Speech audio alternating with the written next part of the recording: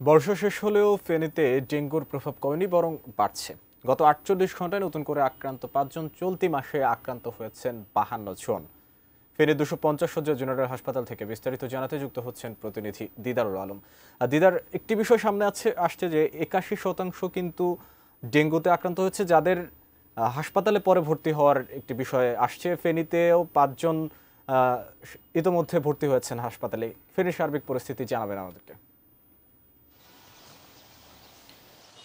মাহমুদ, আসলে আপনি যেমনটি বলছিলেন যে এই মুহূর্তে আসলে যে ডেঙ্গুর যে প্রকোপ সেটি কিন্তু আসলে কমে যাওয়ার কথা, কিন্তু সম্প্রতি সময়ে সেপ্টেম্বর মাসে কিন্তু ডেঙ্গুর প্রকোপ প্রকট আকার ধারণ করেছে ফেনীতে, এবং যে কারণে এখানকার যারা সাধারণ মানুষ রয়েছেন, ফেনী জেলার মানুষ কিন্তু আসলে এই মুহূর্তে উদ্বিগ্ন। তারা বলছেন যে চলতি সময়ে যেভাবে ডেঙ্গুর প্রকোপ দেখা দিয়েছে সেখানে কিন্তু এটি বড় ধরনের মহামারীও নিতে পারে বলে আমাদেরকে এখানকার সাধারণ জনগণ যারা তারা আশঙ্কা প্রকাশ করছেন। এবং আমরা যদি গত ৪৮ ঘন্টার পর্যালোচনায় দেখি, সেক্ষেত্রে গত ৪৮ ঘন্টায় ৫ জন আক্রান্ত হয়েছেন ডেঙ্গুতে, এবং চলতি সেপ্টেম্বর মাসে প্রায় ৫২ জনের মতো ডেঙ্গু আক্রান্ত হয়েছেন। এবং মাহমুদ, কিন্তু এই চলতি বছরে মাত্র ১৩২ জন ডেঙ্গুতে আক্রান্ত হয়, তার মধ্যে চলতি মাসেই হচ্ছে সর্বোচ্চ।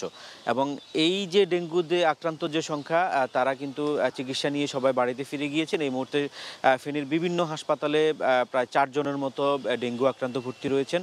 তবে এখানকার সাধারণ মানুষ বলছেন যে এই সময়ে আসলে ডেঙ্গুর প্রকোপ কমার কথা হলেও আসলে ফেনীতে বাড়ছে কেন। তারা বলছে যে এখানকার যে পৌর কর্তৃপক্ষ রয়েছেন তারা আসলে মশক নিধন যে কার্যক্রমগুলো, সেই মশক নিধন কার্যক্রম বন্ধ রাখার কারণেই আসলে নতুন করে প্রকোপ দেখা দিতে পারে বলে তারা শঙ্কা প্রকাশ করছেন। এবং আসলে এখানকার বেশ কিছু স্থানীয়রাই আসলে বলছেন যে গত ২ থেকে ৩ মাস ধরে আসলে পৌরসভার মশক নিধনের কোনো কর্মসূচি তারা দেখতে পায়নি, এবং যে কারণে আসলে ডেঙ্গু বাড়তে পারে, এবং ডেঙ্গুর যে আক্রান্তর হার আসলে এই কারণে বাড়ছে বলে জানিয়েছেন। তবে পৌরসভা কর্তৃপক্ষ বলছে যে তাদের প্রতিনিয়ত যে মশক নিধনের যে কার্যক্রম সেটি চলমান রয়েছে, এবং পাশাপাশি বর্জ্য ব্যবস্থাপনা সহ যে সকল কাজগুলো পৌরসভা করা দরকার তারা করছে বলে আমাদেরকে জানিয়েছেন। মাহমুদ।